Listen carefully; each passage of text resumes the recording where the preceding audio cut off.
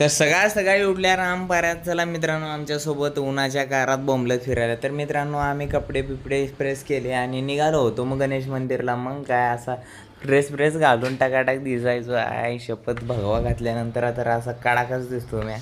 तर मित्रांनो आम्ही अशी गाडी फिरवली दिसताना आम्ही गणेश मंदिरकडे निघालो.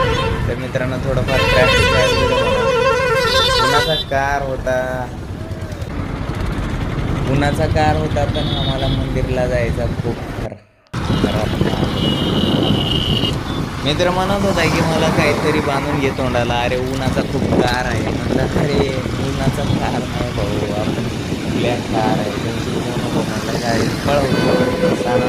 मित्रांनो आम्हाला जाताना थोडंफार टॅक्सी पण आम्ही मंदिरला पोहोचलोच बरं. एकदा मंदिरला पोहोचलो तिथला आनंदच वेगळा होता. हे आमचं संघारे तिथलं IIT कॉलेज आहे. तिथं उन्हाच्या घरात एक माणूस मला नारळ पाणी विकताना दिसला. येताना त्याच्यापासून नारळ पाणी पिले आम्ही.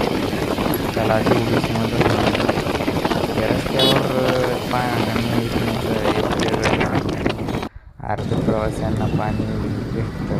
तर अशा प्रकारे मित्रांनो आपण आलो आहे गणेश मंदिरला. तर मित्रांनो तुम्ही आतमध्ये मंदिर पण बघून घ्या. काय मस्त मंदिर इतकं भारी होतं ना. तर तिथला आनंदच वेगळा. मस्त बसायला झाडे झुडपे.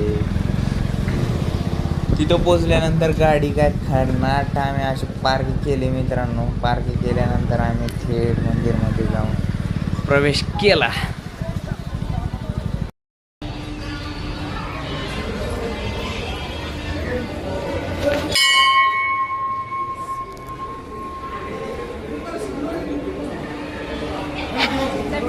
इथं असं म्हणलं जातं की जो ज्याचं कोणी लग्नाचं काही ठरत नसेल तर त्यानं जर या मंदिराला आलं तर त्याचं लग्न होणं हे फिक्सच आहे. तर मित्रांनो आपल्या ज्या मित्राचं लग्न होत नाही त्याला हा नक्की ब्लॉग पाठवा. धन्यवाद मित्रांनो. गणपतीचं मंदिर पुढे बघत राहावं. आपला ब्लॉग असं चालू राहील. आत्तापासून चालू गेले आणि पुढे शेवटपर्यंत चालूच राहणार आहे.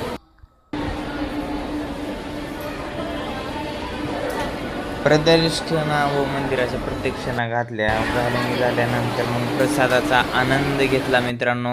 प्रसाद इतका भारी होता मित्रांनो, त्याच्याशिवाय दुसरं काय आम्हाला गोडच लागलं नाही. मग आम्ही थेट असा प्रसाद खाऊन घेतला आनंदाने आणि आम्ही थेट निघालो बघा आमच्या रूमकडं. हां त्याची दिसते नदीला गुलाब आहे.